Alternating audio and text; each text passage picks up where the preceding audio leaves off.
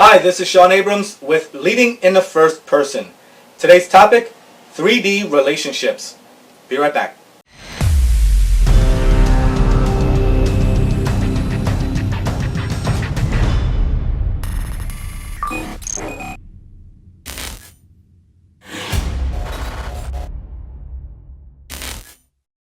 Alright, we're back. Let me do some shout outs. The first and only shout out this week goes to you, viewer. Thank you for your support. You are appreciated. Now, before we get to this week's topic, I want to find out who impacted the leaderboard this week. It's Leala Wingfield. Leala is a certified life coach. She says she likes to help people find their true north. She's on Twitter. This is one of her tweets. I want to read it to you. Will you choose the pain of getting out of bed early or the pain of being late? Choose your perspective. Choose the benefits. Getting up early means more prep time, a calmer commute, and a more productive day. If you want to check out more of her content on Twitter, or you want to see her website, you can find her information here. Alright, let's get down to our topic, 3D relationships. Leadership is defined as influence over someone else. Now, while we can lead people that we don't have a relationship with, we won't have a lasting influence over them. These kinds of relationships will be full of surprises and disappointments. We see things all around us in one of three dimensions. And of course, seeing things in 3D is more appealing because it's the most lifelike. Today's topic will explore how our relationships fall into categories I call dimensions. We'll classify relationships in that way because they can help us to improve our relationships, and they may be able to help us to help others improve their relationships as well. Think of it this way. If I extend my arm to shake your hand, I've connected with you. With the straight line, it is my arm. And some relationships never go beyond this point. We keep the person at arm's length. I can also wave to you. And if that's all I ever do, that's a one-dimensional relationship that I've maintained with you. But this is the lowest form of relationship we can have with others. Here's another example. If that neighbor that we see and we smile to, that's a one-dimensional relationship if we never converse with them. The same thing is true at work. A one-dimensional relationship will usually represent one way of communication, from the person that has some authority to someone else. Now, if my boss only gives me orders, that's one-dimensional. The second dimension is described as a line that forms a shape, like a circle. Again, see the illustration, item 2. An example of this would be if I meet you with an embrace. My arms will form a circle around you or encircle you. See how the mommy in the illustration is holding her child? This draws you in. It's more intimate. Even I use this example of a 2D relationship when I sign off at the end of my videos. I draw my arms together and I give the appearance of a 2D relationship between us. Now, 2D relationships support rallying people around you. It can be used to offer or receive emotional support, coaching, instruction, and to review situational awareness. It tends to be specific to a person and or situation. The third dimension is more than just shape. We'll give it volume, depth, and height. This relationship takes form and a scope that is larger than the people that are in it. It is the highest form of relationship you can enjoy with someone. While it cannot be seen, it can manifest itself in tangible acts. People in these types of relationships seek to preserve that form of the relationship without being told to do so. In a personal relationship, we do things for and with the person in order to maintain the relationship with that person, or at least we should. Now, if we find that maintaining the relationship is a bore or a chore, then we really don't have a 3D relationship, because our emotions, our feelings, they don't fill the scope of the relationship. They only encompass us. And what's interesting about this dynamic is our emotions, they want to radiate from within us, wanting to fill the scope of the relationship. But logic is the gravity of our relationships. You see, logic wants to suppress our emotions, to meter them out so we don't give out too much, and the fear that we might get hurt. This is normal in the beginning stages of a relationship. But if you've been with someone for some time and logic is still fighting with our emotions, there's a problem. Within a construct of a 3D relationship, we should not be trying to protect ourselves from the other person. Our emotions should have radiated far beyond the logic band, and we end up doing things for the person in a relationship that may not seem logical. People call that crazy in love.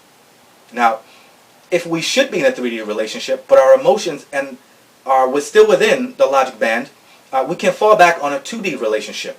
Remember, That's where we provide or receive emotional support, where we rally and meet for a specific reason.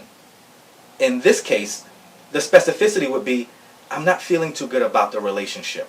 And the hope is that you could recover from that point. Now, I want to look at some other differences between the dimensions of relationship. In a one-dimensional relationship, we limit time and space with someone. It's like, nah, I'll talk to you later. In a two-dimensional relationship, we allow for time as long as we must engage the person. Oh yeah, I need to talk to you about something. Hey, come in, sit down, let's talk. In a 3D relationship, this is where we make time and space for someone. We're not prompted to do that. We're thinking about the person and the relationship, and we're trying to do things to preserve it. An example of a 3D relationship at work is, if I have to submit a weekly report to my boss, I produce the report in advance of the deadline. I would do this because it would maintain the relationship that I have with my boss. Now, if I have to be told to do this thing that I know I must do, that will represent a one-dimensional relationship. Remember the straight line from authority to someone? That's what that represents. Now, if my boss decides to bring me in to discuss the matter, that would be an example of a two-dimensional relationship. My boss wants to understand, hey, why is this thing not happening as often as it should? And I have to now converse with my boss. It's two-way communication.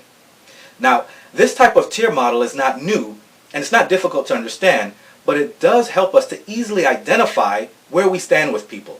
And so I urge you to take some time and think about the dimensions that your relationships fall into. We also want to look at the relationships our staff has with each other and our customers. Example, if you have a one-dimensional relationship with your team or individuals on your team, this may affect their productivity.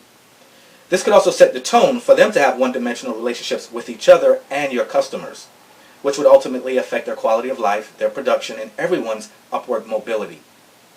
Now that we have some definitions and some examples, let's analyze it all. The type of relationship we have with others can to some extent determine how much influence we have over them. We know this is true because leadership, by definition, as I said earlier, means influence. And so it would be difficult to effectively influence people that we don't have relationships with. Now, we don't want to maintain a one-dimensional relationship with our team and then roll out some complex plan to support some important initiative. That would backfire on us. Let's see how this plays out in other areas of our lives. Let's say you go shopping, right? And the salesperson asks if they can help you. And we instinctively say, no, that's okay, I'm just looking. Well, that's an example of a one-dimensional relationship. We've just established that with this person that we just met.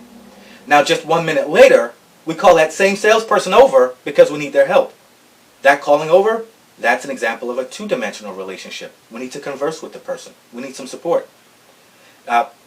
If the salesperson is good, they will give you the appearance of a three-dimensional relationship by asking you open-ended questions, which are emotional in nature, in order to use this information so that they can lead you or influence you through the sale. Question: does everyone that you have a three-dimensional relationship with know that they are in a three-dimensional relationship with you? Well, here's something that happened to me. When I was in high school, I told my friends that I had this new girlfriend and she was really popular. And one of my friends asked me if she knew she was my girlfriend. All right. Everyone thought that was funny, and high school can be cruel, but it was a good question for our purpose today. Now, I've seen some workers think that they maintain what I define as a three-dimensional relationship by constantly reporting their efforts to their supervisor. Now, I'm all for celebrating success, but this seems more like maintaining your perceived value in the eyes of your supervisor. It leans more to a two-dimensional relationship than a true three-dimensional relationship. And, that works for some people, and that's fine for them. But let's look at the different parts of a three-dimensional relationship.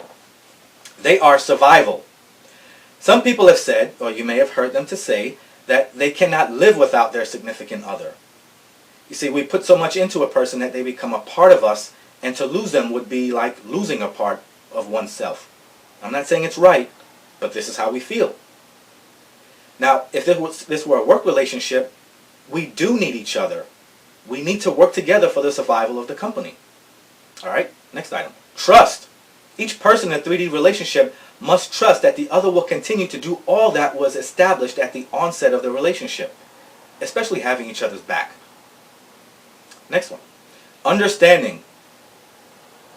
Understanding that the person that you're in relationship with, this 3D relationship with, has a purpose. And we signed on to support them and that purpose when we decided to establish this 3D relationship with them. Satisfaction. Who wouldn't want to hear from their significant other that they make a great couple together? Or from a coworker who says, you know what, we make a great team. That makes us feel good. It makes us want to do something for the person or the relationship. Forgiveness. All relationships go through stuff. Your question might be, okay, well, how many times should you forgive someone?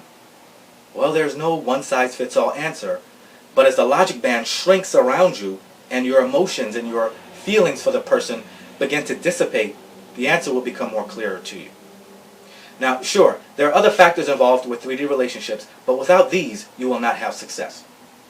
Now, assuming you want to establish and maintain a 3D relationship with your team, we can also use work assignments to support the growth of the relationships that we have. This way, as our team members look back on a timeline of the relationship, they would see more than just work and things learned. They would see positive moments with you. This perception of the relationship in their mind's eye will be that of a 3D relationship, and they would want to maintain it without being prompted to do so. And people are more inclined to follow relationships, and productivity will often follow relationships as well. Take Henry Ford. He turned the working world upside down when he reduced the workday standard from 16 hours to just 8 hours per day. And then he increased the workers' wages. The result was an increase in productivity. Now, I would say this is an example of a 3D relationship between a company and their employees. The workers wanted to maintain their employment relationship, and so they overperformed. Now, some of the best companies to work for maintain positive relationships with their employees in a similar fashion. These companies sometimes reimburse childcare costs. They let their employees decide when they want to work from home, or they give them unlimited vacation days. And there are many other interesting perks. If you want to find out more about them, take a look at online article, Best Places to Work 2019 on adage.com. It was published January 7, 2019. Thank you for watching. As always, I'm Abrams. You're awesome. Thank you for leading in the first person.